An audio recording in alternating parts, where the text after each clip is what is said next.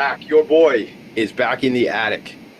It is Friday morning. We do the show every Friday. What do we do here on Philanthropy and Focus? I help nonprofit leaders tell their story and amplify their message. And I tell you, it's been a heck of a week so far. I had the opportunity to speak at the Nassau County Bar Association, and I brought three of my friends who are executive directors of nonprofits over there to the Bar Association. Neeler Mukherjee Lakil, Yolanda Rabano Gross, and Larry Grubler, Dr. Larry Grubler from EAC Network, Options for Community Living and Transitional Services for New York, TSINY. So, listen, I have new t-shirts made up. It says hashtag ending the stigma together. I'm on this whole trip. The other day, I just put together a new Instagram page. Check it out, or as a page profile. I don't know, but it's called Ending the Stigma Together. I got to get it out there. Got t-shirts. We're going to talk all about that in the coming months because I'm on this mission. I'm on this journey. We have to continue to have this dialogue around mental health and ending the stigma. And I like to say together because I think that's what it is. It's a plan that we do the work together. We're on a journey together. Every week on the show, I bring in another leader of a nonprofit organization. My new friend, Kelsey Bro, is here with me today. And it's funny, Kelsey and I met through the Queen's Chamber of Commerce. Shout out to the Queen's Chamber. If it wasn't for the Queen's Chamber and their focus on the nonprofit sector, I think a lot of the relationships and connections that I am brought into don't happen. So, Kelsey, hello. How are you? Hi, TGIF, Tommy. You're right. It's been a week. I love it. I love it. It has been a week. I tell you something. I don't know what part of the country you grew up in, but I don't think it was New York, right? No, Colorado. Colorado. All right, right on. So here's the first of all, I have whole nother stories about Colorado. That's a whole nother day, a whole nother show. But I did get to see a reggae show up in Red Rocks. It's called Reggae on the Rocks about 5 years ago, and I saw one of my favorite out there. And it's funny, like I when you said TGIF, it made me go back to like four sitcoms that used to come on like 7 o'clock, like on Channel 7 ABC here in New York. I don't know what that was in Colorado, but it was like Urkel. I mean, I think I'm a little older than you, but it was like Family Matters with Steve Urkel, and it was like these like little sitcoms, and it was called TGIF. So I always get when people say TGIF, I always go back to that. So listen, we gotta break it down on a couple things. First thing first. First thing first is, do you remember when I came by with the Queen's Chamber of Commerce a bunch of months ago and you had like a networking educational event? Yeah, I do. That was a good event. It was a good event. Here's my question. I'd never eaten this food before, and I think I remember what it was. Was it pupusas? It Yeah, was, right? yeah, it was pupusas. Yeah, we got those from a local company. They sponsored that event, a local restaurant. Shout them out. Who are they still in? Are they still out there in the neighborhood, still doing work? Yeah, definitely. Rincon Salvadoreno, they're right around the corner from King Manor. Elena, the proprietor, she's amazing for the community, and so's her food. Shout out to Elena. I like pupusas. I love empanadas too. I don't know if I know the difference, but I know they're both delicious. But I remember being at King Manor. So it was a Queen's Chamber of Commerce event. Dr. Larry Grubler, my friend Christine Deska, chair the Queen's Chamber Nonprofit Committee. We had a meeting just the other day. And so much going on in the boroughs. And as it comes together, we need to, and I say this all the time as the nonprofit sector connector, we need to come together and bring the for-profit and the nonprofits together to collaborate. Part of what comes out of this show is that type of collaboration and relationship building. But it's, if you are a nonprofit and you want to connect with folks in the boroughs and specifically in Queens, as we're talking about it now, reach out to me, Tommy D at philanthropyandfocus.com, PHOCUS, or on Instagram now. I just told you the new Instagram, but TommyD.NYC. And I don't know what it was yesterday, Kelsey, but I was making all these new Instagrams. So I got one called the Nonprofit Sector Connector, which is probably way overdue anyway. But I feel like it's important to tell these different stories through these different channels. So speaking of that, speaking of telling stories and stuff, I remember like we went upstairs you gave us a tour of King Manor. We walked around. It was like other museums where sections were roped off and stuff like that you couldn't go into. But I took from the conversation we had, and it's many months ago when we had this conversation, but I saw the level of detail that you had for King Manor, and then specifically just really putting this work in place for people, whether it be at King Manor or other museums or things like that. So I typically ask folks, hey, listen, what drew you to the nonprofit sector? What drew you to nonprofit work? How did you get involved with this? And sometimes people have different stories about maybe it was something that when they were growing up, they saw their parents involved and things like that. And then other folks, like even just last week, I was talking to a friend of mine who was a guest on the show doing an event at North Shore TV coming up next week. And Erica Bradley, my friend, was on the show. And in her case, it was less, I want to go work in nonprofit, but it was more, I'm going to work in production. And it just happens that she works with a nonprofit TV company or TV studio, TV station, which is a public access TV. So um, let's talk about what drew you to the work. Was it nonprofit? Was it history? Was it museums? Like, I want to get that story because for a lot of reasons, because I'm curious. And then also because I think other people like to hear these stories. Because it's funny, I was talking to one of my children this morning and we were having a discussion about maybe she has a free period. And I said, well, maybe we shouldn't have that free period. Maybe we should find a class to put into there because, I find in life there's all these exposure points for us. And somebody might be listening and going, oh, well, I never really considered nonprofit, but I love museums. I love history, that sort of thing. So that's the stories that I think are important. So I'd like to start there with your story, your background, and we'll see where we go from there. Sure, yeah. I mean, I think a lot of times when you grow up, you don't necessarily think of museums as a job. And maybe when you think about nonprofits, you think about the big ones you hear about all the time, like the Red Cross or Doctors Without Borders, something like that. So growing up, I went to museums a lot, always had a huge love for arts and history. I wanted to be an artist, a painter, but I found as I grew a little bit older, I was more inspired by the history and that rather than creating kind of my own artistic stuff. Although you'll see at the museum, I still get my hands in things. I Yeah. help with upholstery and some painting and that kind of stuff that we need. It's a lot of fun. Um, but yeah, and actually, I was interviewed. Oh, gosh, this must have been about 8 or 10 years ago now, because I actually use my undergraduate degree every day, which is in art history.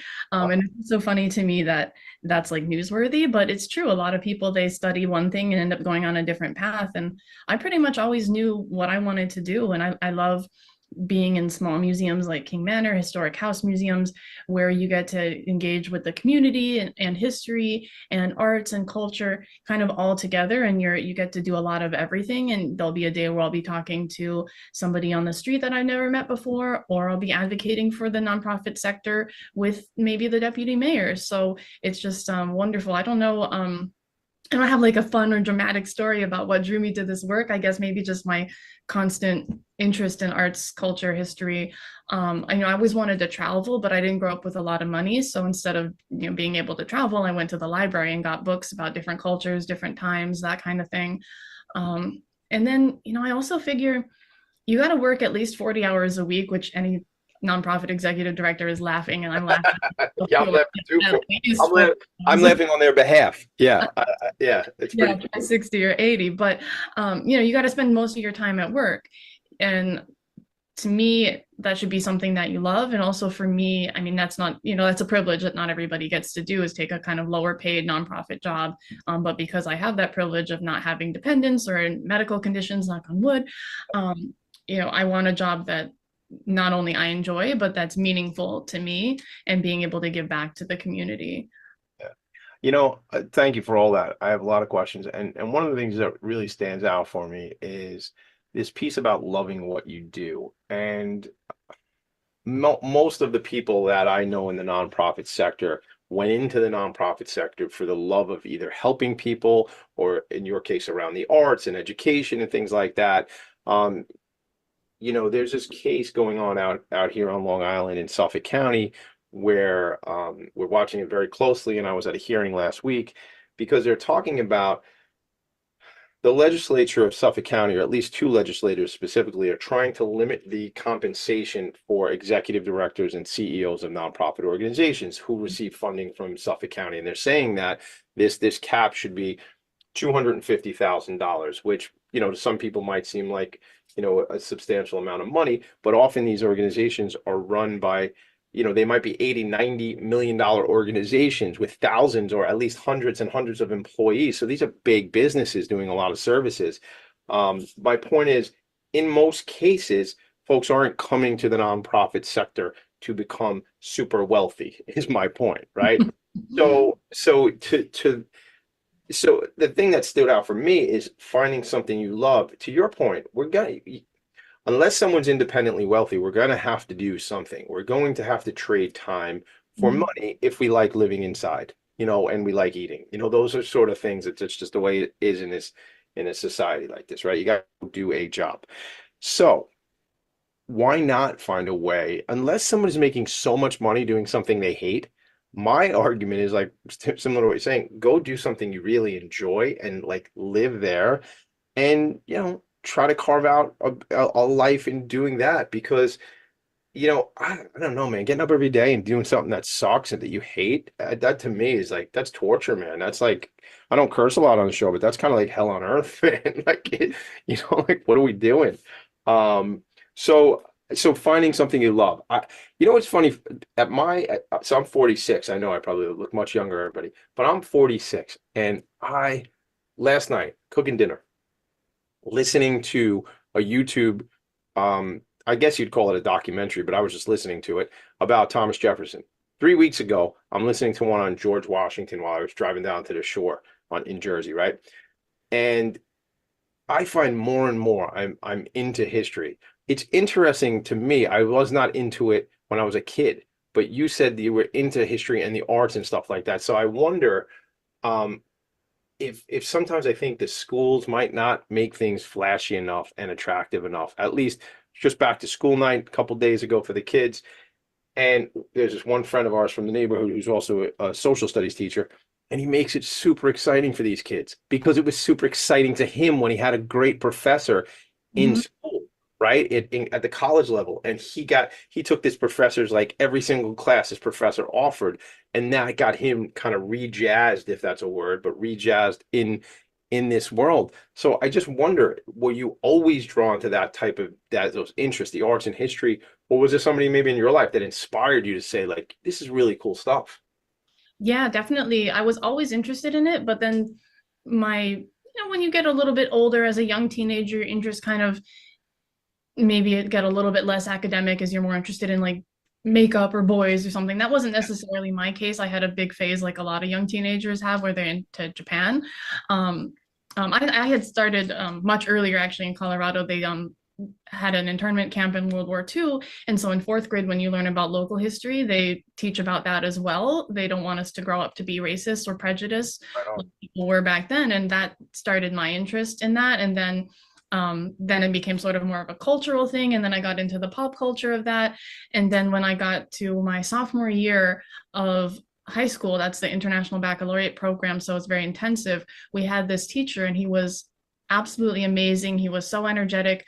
And also we had to read a lot, not textbooks, but like actual big fat monographs, different history books. And then we would have a pop quiz every day. Well, I guess it wasn't a pop quiz if you know it's coming, but there would be a little quiz every day and you wouldn't necessarily know what was on it. And the best thing about that was you had to read over 100 pages a night Wow.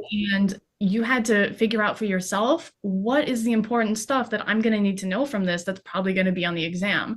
And that I think made such a huge difference because it's unlike a textbook where they only feed you kind of snippets and you'll kind of know what's important because that's all that's there. This you really have to learn to think for yourself and figure out what is the important stuff that I need to take out of this reading. Wow. First of all, thank you for sharing that. Because first of all, 100 pages a night. I mean, I'm not a very fast reader. I do like to read, but I also like to be read too. So I love Audible. And I have Mhm. a colleague of ours who said to me, I said, dude, he used to do like these little book reviews.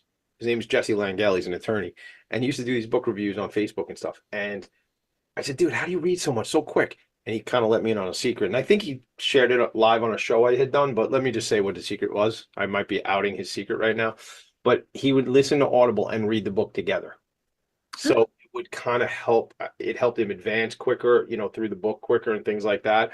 Plus, you're still taking it in like both ways. Interesting to me. I do either or. I like my books. I write in my books. They're Mhm. not gang, they're not library books. I bought them. But like I write in the margins. I bet like if there was a book if I wanted you to check out, I wouldn't give you my copy. I'd go buy you a copy. Because, hey, Kelsey, I need this. These are my textbooks. Like Yeah, this is yeah. I got my notes in the margin, bent pages, the whole thing.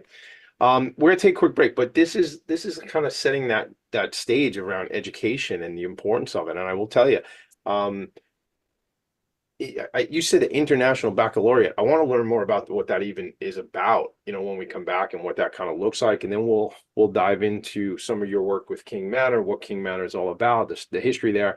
And then the other work that you're doing kind of on behalf of the museum space with NEMA and different things like that. How's that sound? Sounds great. All right, we'll be right back. Kelsey Bro and Tommy D in the attic. Right back. Are you a conscious co-creator? Are you on a quest to raise your vibration and your consciousness? I'm Sam Leibowitz, your conscious consultant, and on my show, The Conscious Consultant Hour, Awakening Humanity, we will touch upon all these topics and more.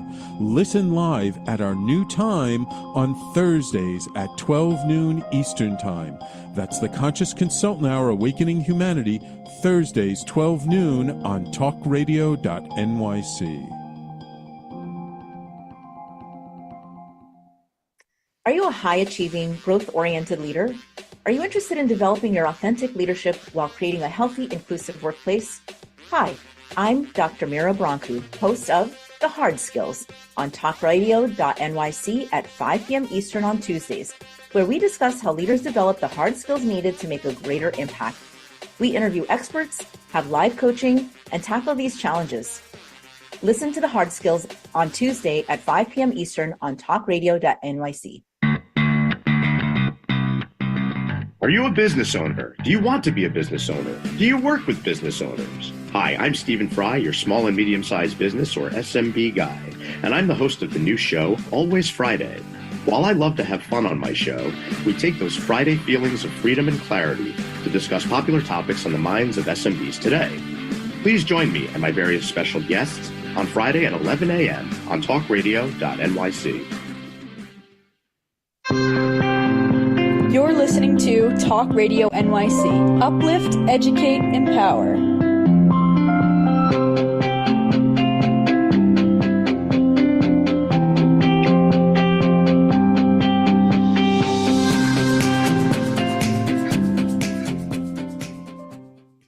Nonprofits need connections to move in good directions.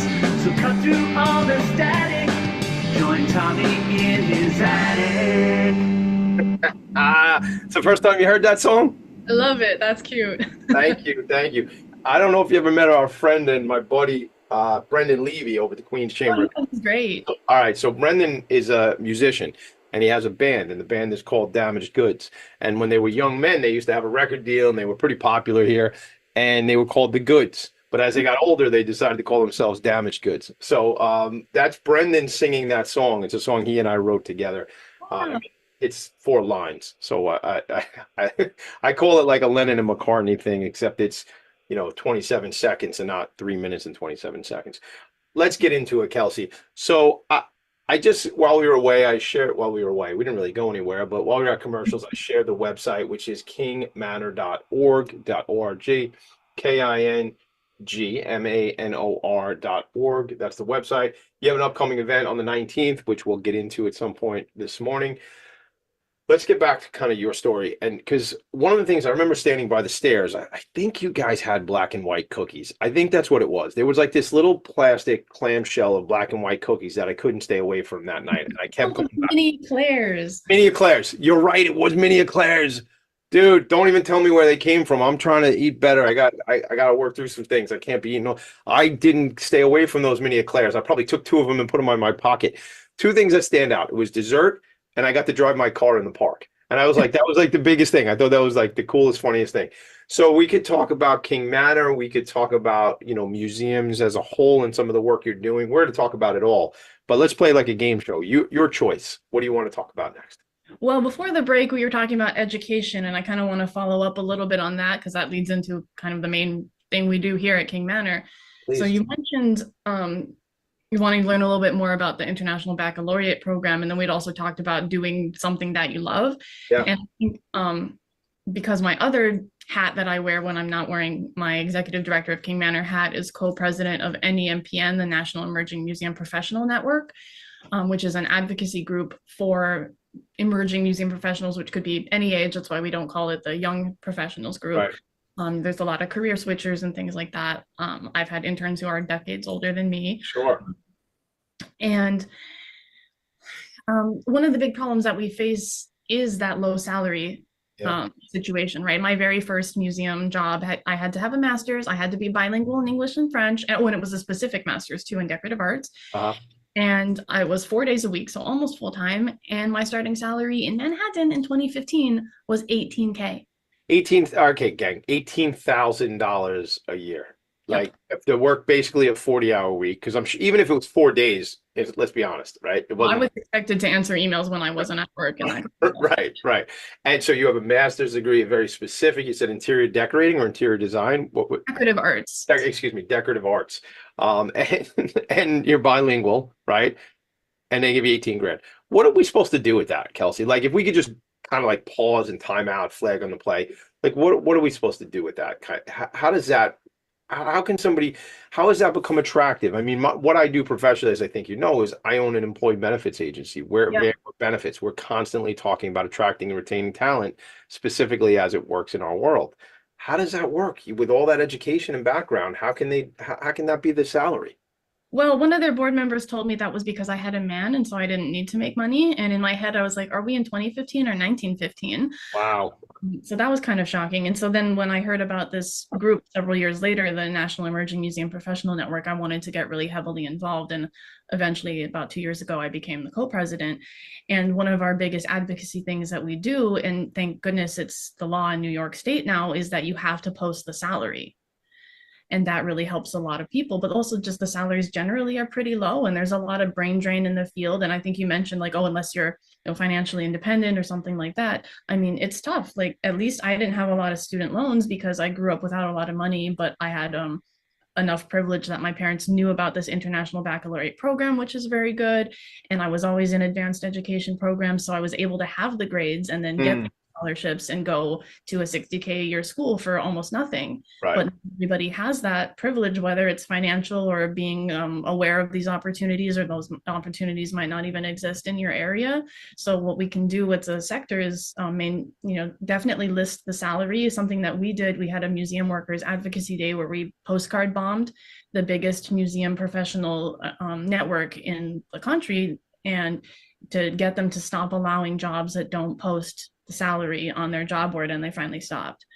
So now their job board too, you have to show the salary right there, and that helps because also if people see that they're offering super low salaries in expensive areas, people aren't going to apply for that job. And maybe I know some of my fellow directors want to offer higher salaries, and they'll sometimes ask around, what's your starting salary for this job at your institution, so that they can kind of put some more pressure on some of their funders, or maybe if their board is involved in these decisions, to let them offer higher salaries so that people who don't come from privileged backgrounds can make it in this field. And we have a big diversity problem because of structural racism. That means a lot of folks of color don't have generational wealth. And when I think about it, I'm like, oh, do I have generational wealth? But then I'm like, well, my parents have a house. That means I do have generational wealth. Interesting how you put that in context, right? Because I look at it and my parents have a house and I have a home for my children, my wife and I. Would I consider that generational wealth? I don't know. I think it's relative to what you're talking about, because other people don't have a home and have been renting and are in that cycle of of always renting and never having equity, and that's certainly a difference. You bring up so many important social concerns as it relates to the sector, in the nonprofit sector. Also, what I find kind of funny is like, I had this panel discussion earlier this week, as I said, with 3 leaders of nonprofits who were volunteering their time to educate attorneys on what their organizations do. Now, did they have a quote unquote vested interest?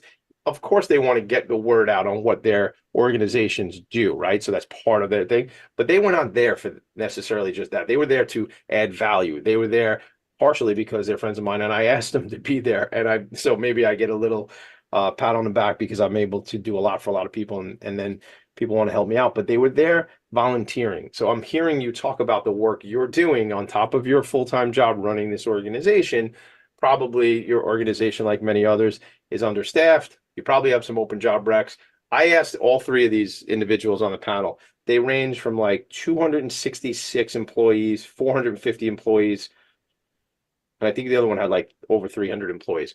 And I asked each one of them how many open recs they had, and on average, it was like 50 or 60 open job recs in the nonprofit, at these nonprofits, which represents roughly 20 to 25% of the staff that they have are there's jobs missing and not filled. So what does that happen in our sector? Well, it means the executive director wears three hats. The director of development does not just development, but runs all the events and does this and that. And I was on the phone with somebody yesterday who was telling me she's in she's in the education sector. She's the executive director of an organization, and she goes, Tommy, I really can't stay long.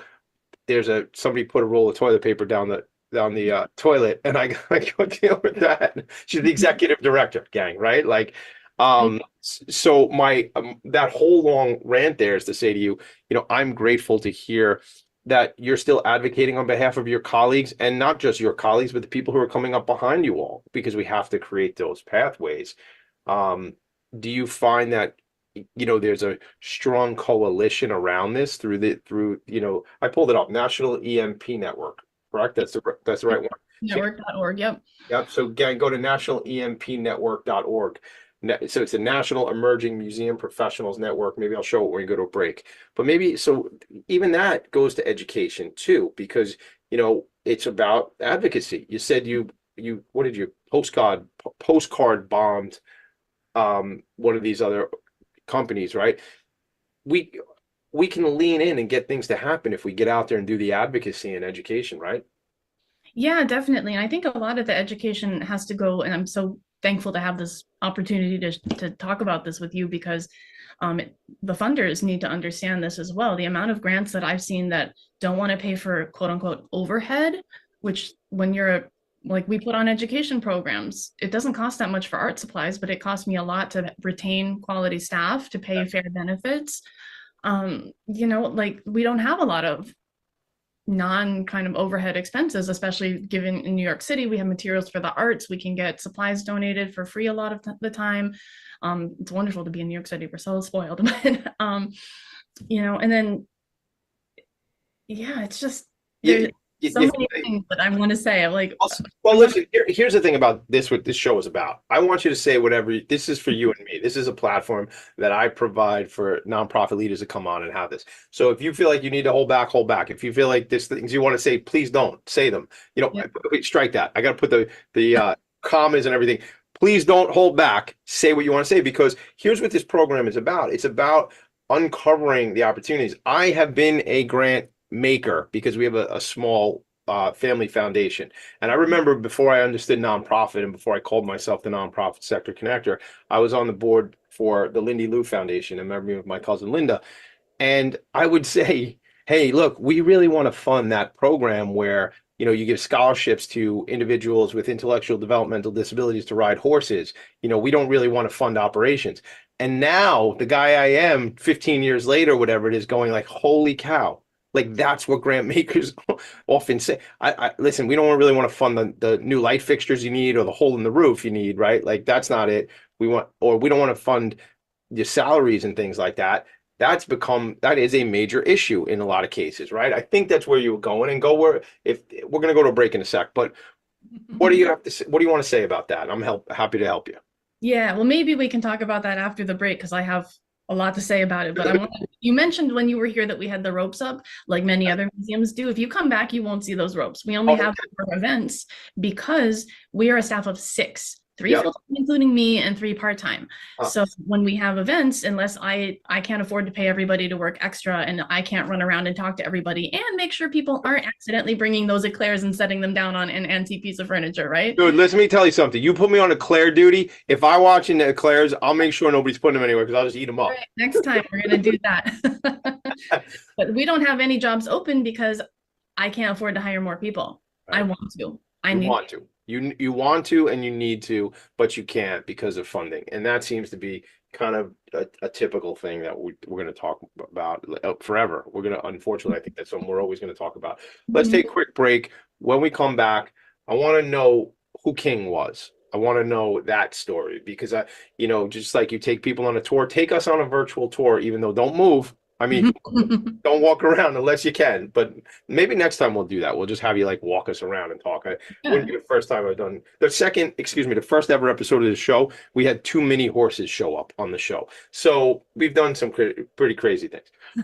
When we come back, we're going to dive more into this with Kelsey Bro, King Manor, and also the National Emerging Museum Professionals Network, which I want to plug in there because if I can come out and help people on that network, not that it means out here, but the networking side, which is kind of what I'm going to do a lot of education on going forward, maybe I could be supportive in some of the work you guys are doing. So we'll talk more about that. We're going to take a break. I keep talking. We should have broke already. Right back. Hey, everybody. It's Tommy D, the nonprofit sector connector, coming at you from my attic. Each week here on talkradio.nyc, I host the program Philanthropy and Phocus. Nonprofits impact us each and every day, and it's my focus to help them amplify their message and tell their story. Listen each week at 10 a.m. Eastern Standard Time until 11 a.m. Eastern Standard Time right here on talkradio.nyc. Were you an essential worker during the pandemic? If you needed to learn stages of epilepsy, did you depend on advocates? Did you use new innovations to cope with mental and neurological issues? Maintaining high quality of life and keeping good mental health are what we all strive for. I'm Frank R. Harrison, host of Frank About Health, and each week top healthcare influencers, professionals, and innovators answer these questions and more. Stay tuned on Thursdays at 5 p.m. on talkradio.nyc, and I will continue to be frank about health with all of you. Are you a business owner? Do you want to be a business owner? Do you work with business owners? Hi, I'm Stephen Fry, your small and medium-sized business or SMB guy, and I'm the host of the new show, Always Friday. While I love to have fun on my show, we take those Friday feelings of freedom and clarity to discuss popular topics on the minds of SMBs today. Please join me and my various special guests on Friday at 11 a.m. on talkradio.nyc. You're listening to Talk Radio NYC at www.talkradio.nyc. Now broadcasting 24 hours a day.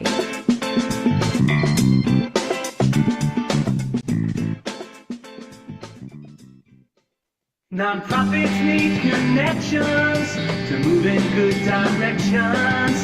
So cut through all the static.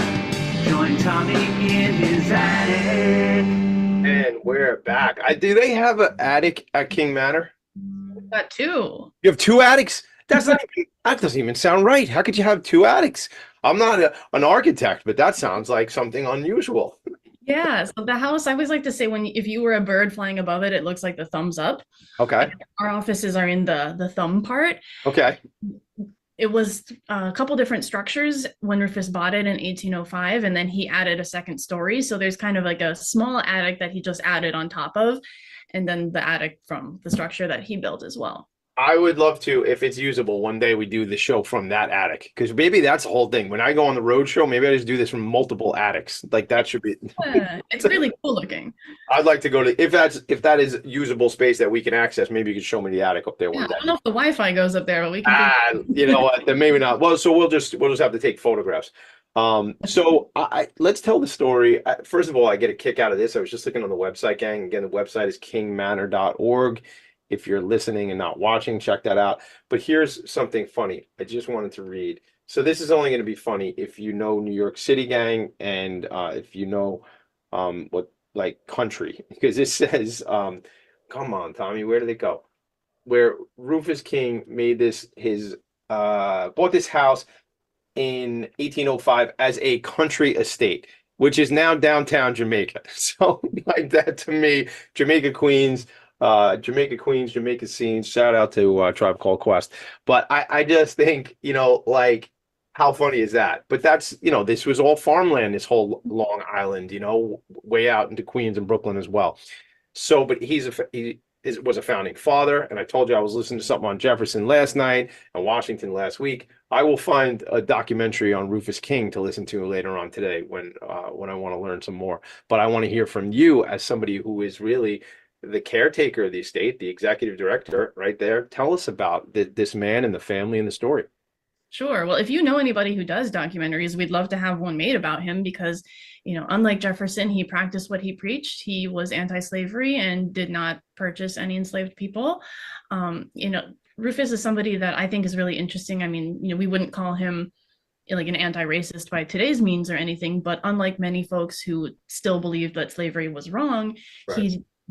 he believed that people of color should be able to vote. He said that your skin color is not a reason to bar you from voting, whereas a lot of people didn't believe that we could live in a diverse society and started, the colonization organizations to send Black folks to Liberia, which seems a little not nice today, but actually came from a place of like, well, we don't think that other people will accept diversity in our society, so let's give these people who were brought here, who were stolen from their land and brought here forcibly as enslaved people, let's give them their land back, essentially. So I don't know. I don't think that that's the best solution. I think we should all strive to live in a diverse society, but there's a lot of different, of course, some people who wanted to send Black people to Liberia were definitely racist and also didn't want to live in a diverse society, but still didn't think slavery was right. So Right. Rufus doesn't fall in any of those lines. Unfortunately, he died just a few months before the abolition of slavery in New York State in 1827. But he spent his career becoming a stronger anti-slavery advocate as he learned from the world around him. And that idea of learning from the world around him is what I think is really important about what we do at King Manor. So a reason why we don't usually have those ropes up is because we like people to go in and feel the space around them, be able to get really close to the materials in there. There's some of them you can touch. Some things you can smell. A lot of times we do food programming so you can taste. We have an ethnobotanic garden. Wait, I gotta stop you. What an ethnobotanic garden? You don't get to just slip words in there like that without me saying I don't know what you mean, man. So what does that? I can Google it later, but I figure you're here anyway. We're live. Why don't you just tell me what that means? So ethnobotany, it's like the study of using plants to understand different cultures. So our garden, we do it differently every year to maintain the soil health and that kind of thing. But we've done Three Sisters plantings using seeds from indigenous seed keepers. So thinking about the way that indigenous communities use the land. And then we also right next to that had a couple garden beds to what the European colonizers and how they viewed using the land and what sort of plants they interacted with, things like that. And now we actually have a local school who plants a lot of different things in our garden bed, and they can learn about the science of pollination. But we also have in the front, keeping with the ethnobotany, but with current communities in the neighborhood. So we have a lot of plants from Bangladesh in there. We also have some plants from Latin America. So that's really I exciting. saw that somewhere, and I'm looking on your website as we talk. And again, gang, it's kingmanor.org. But I saw it when I was doing some research this morning, and it was it looked like a bunch of people were doing some planting. Is that on the website? Am I going to find that there? Oh, probably there's a picture somewhere on our website showing some. We one of the Darul Uloom, I probably pronounced that horribly, I'm sorry. Organizations in the neighborhood wanted to come do like a group gardening volunteer. Yeah. And we have a lot of different groups. We just had last week for 9/11 Spirit of Service, the Port Authority does a volunteer day every year at different places, and they always come to King Manor and help us out with different projects. So I want to make shout out to a new friend of mine. We're going to be working on a project, which is really a project where I go out and spend the full day with a nonprofit, and it's going to be turned into, let's call it a 20 to 25 minute web series. For, we'll call the working title Philanthropy and Focus on the Road. Certainly not what we're going to call it, I don't think, but that's what I'm going to call it because I don't have another title right now and we're in the middle of a show. But my new friend Dylan DeMarco Cruz, who just became a member of the Bayside Business Association where I'm on the board, owns a production company called Itchy Palm Productions. And he and I are going to be doing some work together as far as that new program. Maybe there's an opportunity to talk about the documentary, the lack thereof the documentary for Rufus King and his story. So this is what it's all about. It's all about the connections. I want to come out. Obviously it's it's the end of the season, I guess. Is it harvest? Are you harvesting things that are in the ethnobotanical garden, or we're harvesting what the squirrels didn't get. Yeah, man, yeah. pesky squirrels in the park, but we got a big pumpkin this year, and we do have an apple tree that we can occasionally get things from, but the birds pick over that one too. Sunflower seeds, because we want to restart a seed library that we used to have where people can come and they're supposed to check out the seeds and then they grow the plants and bring some of those seeds back so we can perpetuate this.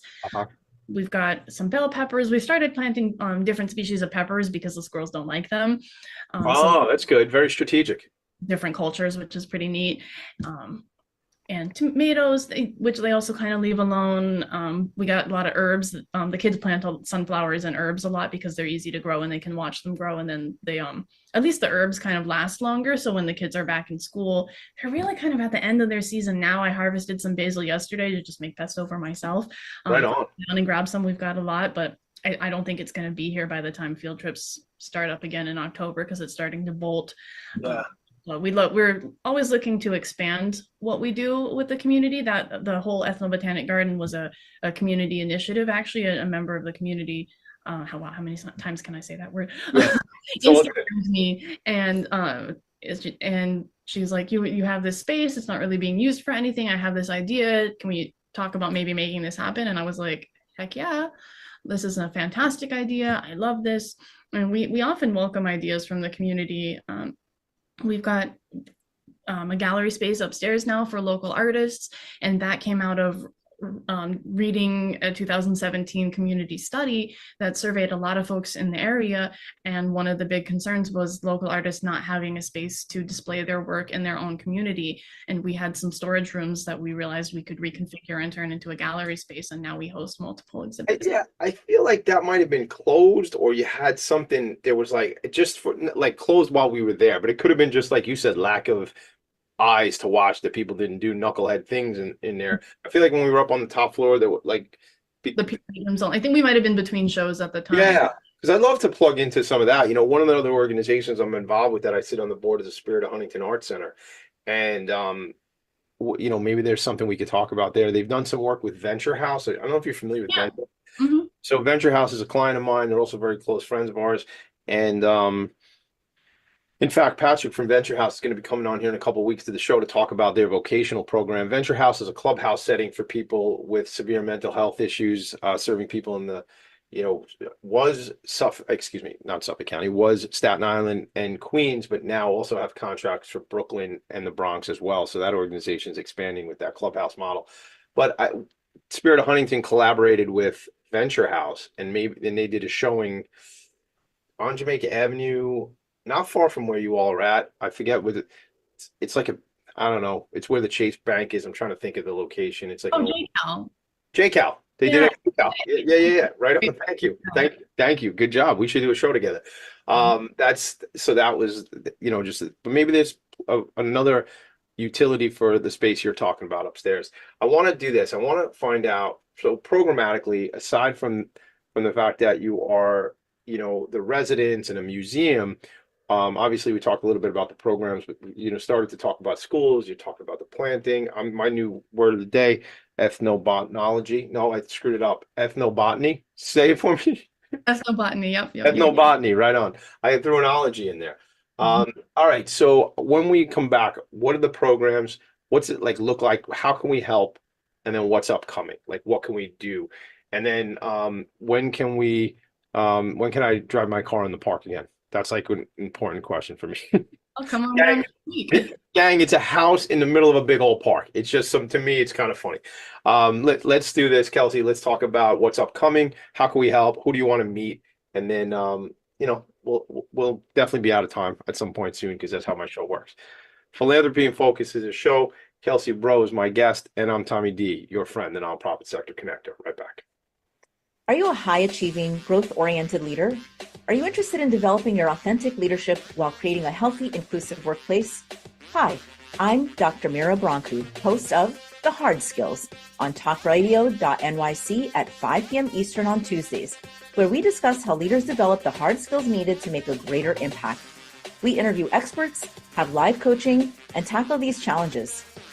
Listen to The Hard Skills on Tuesday at 5 p.m. Eastern on talkradio.nyc. Hey everybody, it's Tommy D, the nonprofit sector connector, coming at you from my attic. Each week here on talkradio.nyc, I host the program Philanthropy and Focus. Nonprofits impact us each and every day, and it's my focus to help them amplify their message and tell their story. Listen each week at 10 a.m. Eastern Standard Time until 11 a.m. Eastern Standard Time, right here on talkradio.nyc. Are you a conscious co-creator? Are you on a quest to raise your vibration and your consciousness? I'm Sam Leibowitz, your conscious consultant, and on my show, The Conscious Consultant Hour, Awakening Humanity, we will touch upon all these topics and more. Listen live at our new time on Thursdays at 12 noon Eastern Time.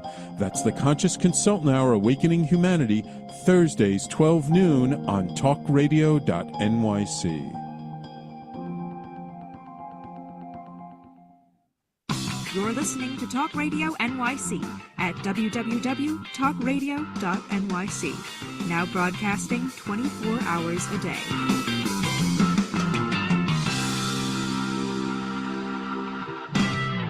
Nonprofits need connections to move in good directions. So cut through all the static. Join Tommy in his attic. And we are back. And I don't know if it's a threat or a promise, but I always say we're going to run out of show before we run out of things to say. And, keeping up with that theme, we did it again. All right. So, Kelsey, let's leave everything on the field, as I say, and let's make sure you get out what you need people to know about the organization, how we can help, who you want to connect and hook up with, and, who do you need from our network that we might just say, hey, I know somebody that can do this. Like Spirit of Huntington Art Center would be great to try to, collab on some of the programming. I'm going to be quiet and you're not. Take it away. We might have to do a sequel. So we have a lot of events coming up at King Manor. And as ED, I would be remiss if I didn't mention our fundraiser on the night of the 19th of this month. So that's coming right up. It's next Thursday. That's called Constitution and Cocktails for Constitution Week. Rufus King was a writer of the Constitution and was instrumental in keeping slavery out of a lot of the new territories that were coming into this country at the time of U.S. westward expansion. So we kind of honor that legacy and also the idea of a living constitution by honoring people who make a difference for their community. So this year we're honoring Hirsch Parekh, which is very exciting. Anybody involved in JFK will know him. Really wonderful about getting MWBE and local businesses involved in this opportunity in Southeast Queens, which has been an underserved area historically and still underserved by philanthropic dollars. So please come on down to that. Tickets, actually, we have a special discount for listeners of the show, 25% off with discount code Tommy, capital TOMMY.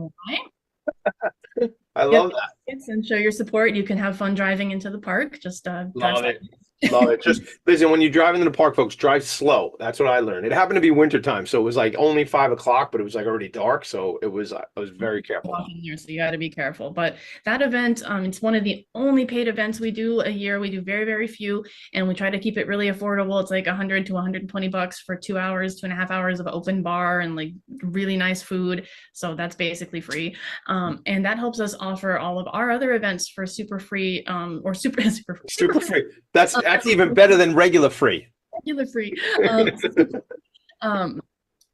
And we have every other Saturday, we have free family events. They're good for all ages, different craft activities that relate to the history of our community, whether that's Rufus King specifically, the world around him, his generation, other people who lived around here during different time periods of the house's history. So attendance at our fundraiser helps us continue to offer these events for free. And I think it's so important the way local museums were embedded in our community. I can go outside and ask anybody around here, when did they go to some other fabulous museums like the Met or the Guggenheim?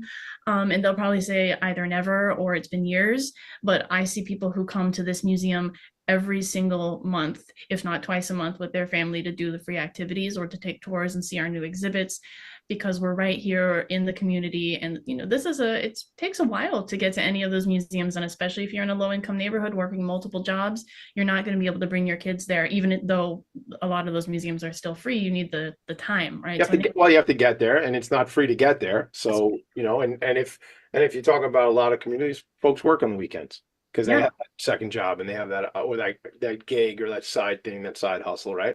Yes, you know what we really need, because we offer so many things for free, is just help getting the word out there. So I'm glad I was Yeah. able to do this show. And if you're a friend with the production company can help us out, or even we're trying to advocate the Parks Department to let us get electronic signs so we can replace the ones that were put in there the year I was born, so they're way outdated. We want to put electric signs so we can have different languages cycle on, so everybody can see what events there are, not only that we offer, but other events that go on in the park. There's no one place to learn about them. A lot of times people will ring our door and they're like, I heard about a coat drive, I heard about a food pantry. And if people don't tell us that they're hosting these events in the park, we don't know either. So we try to keep a list of food pantries that we know about, at least, to give out to folks who come, because we're the only constant presence there.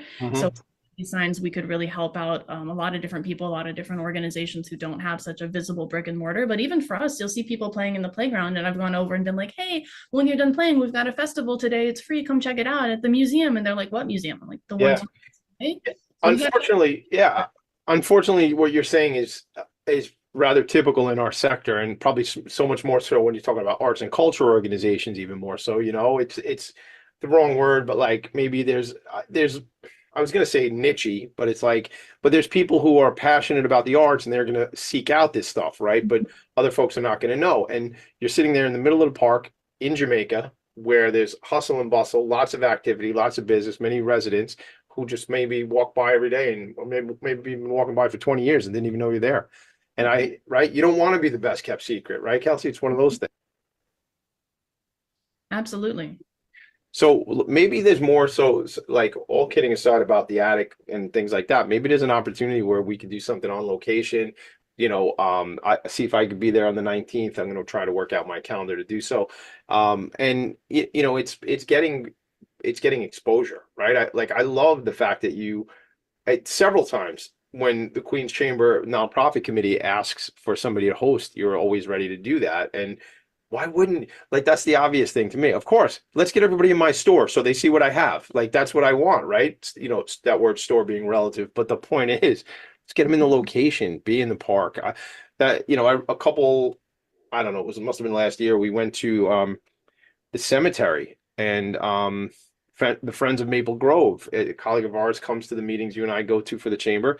And I was at the cemetery, and I made this whole like silliness about being scared because I was at the cemetery, but the whole thing became a story, and it was a beautiful, beautiful place with this wonderful chapel, and it was a great experience. And unless we go out and visit these places, we don't know what's going on. We don't know what's going to be there. So are there folks in Queens specifically, or in the city, that you think would be good collaborators, that, like, whether they be businesses, who, many, many, many, many businesses now have a focus on social justice that they may not have had a focus on 5 or 6 years ago, right? But so a lot of businesses, I think, want to be connected to some of the work that King Manor represents.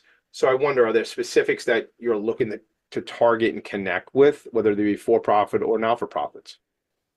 I don't have any specific names that I'd want to shout out at the moment, but I think, yeah, really just anybody who, even if it's just a small business putting our rat cards, like we used to have a cafe that would put our rat cards out so that people would go there and then learn about what we do. We put our rat cards in the library, so they've been a great partner for us.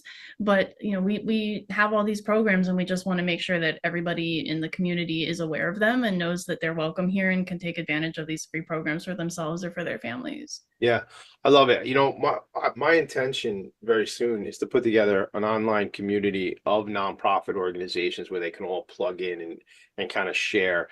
Database is the wrong word, forum, or I'll use your word, community, but a community of people getting together where here's this event, and maybe it's a calendar, and there's this opportunity coming up with this nonprofit, because the knowledge of these things is not in one place, and it's not always accessible. Yeah. So there's not a lot of knowledge that's only in one place, and there's a few, like, we submit our events to like so many different calendars, it's frankly overwhelming. Sure. But also in neighborhoods like ours, not everybody has internet access, and that's economics, that's age. Also, a lot of things are only in English. Mm-hmm.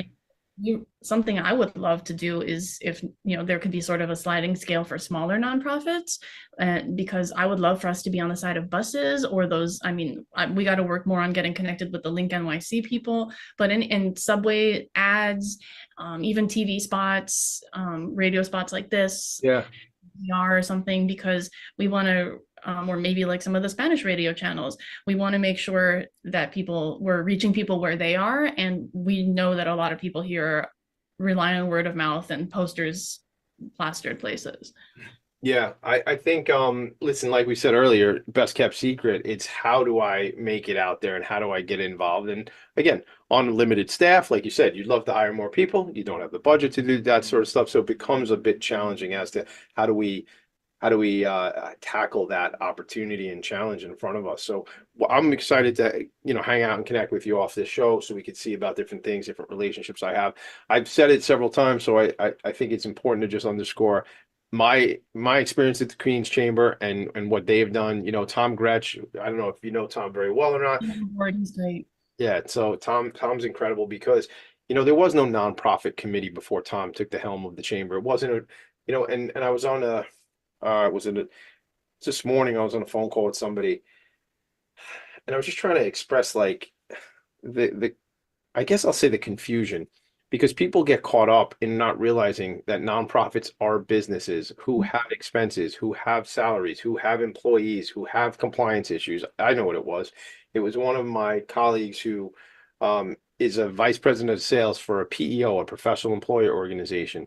And he was asking me, he said, look, I'm speaking to the executive leadership team this morning, and you've told me how important nonprofits are and what we do for nonprofits. And he said, let's go over that if you could give me a couple minutes on it. And it was just that these are businesses. These are businesses who buy things, who need things, who employ people. And the more we can understand about that and rewarding the sector, the better off. And Tom Gretsch was really integral at the chamber of having a committee. And people can say, why would we have nonprofits? Why would we focus on nonprofits? And my answer is, why would you not focus on nonprofits? They're on the front lines doing the important work every day.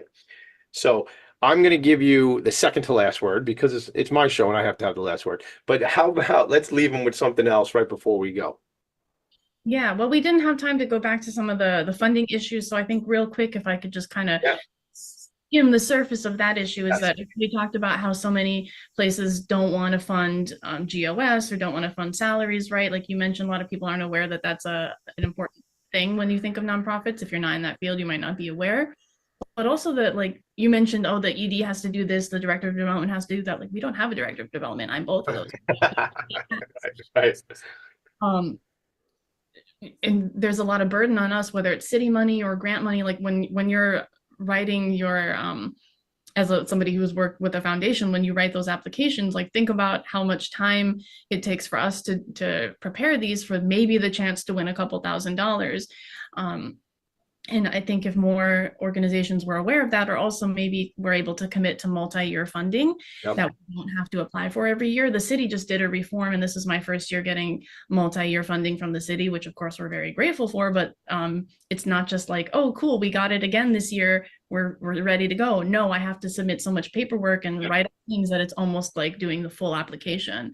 So it's a challenge. It's a challenge. I do want you to come back on the show. If not this, we'll do a Facebook Live and just talk about what we're talking about because it's critically important. And I've had friends who turn down money because the burden of getting the money is just not worth the juice is not worth the squeeze. So I know where you're going. Kelsey, bro, I appreciate your friendship. Appreciate you coming on the show. We're going to do some cool things together, but it's going to cost you a box of mini eclairs, and that's just the way it is. The show is Philanthropy in Focus. I'm your boy, Tommy D, the Nonprofit Sector Connector. We'll be back in a week. Make it a great day. See you later. Bye. Nonprofits need connections to move in good directions. So cut through all the static. Join Tommy in his attic.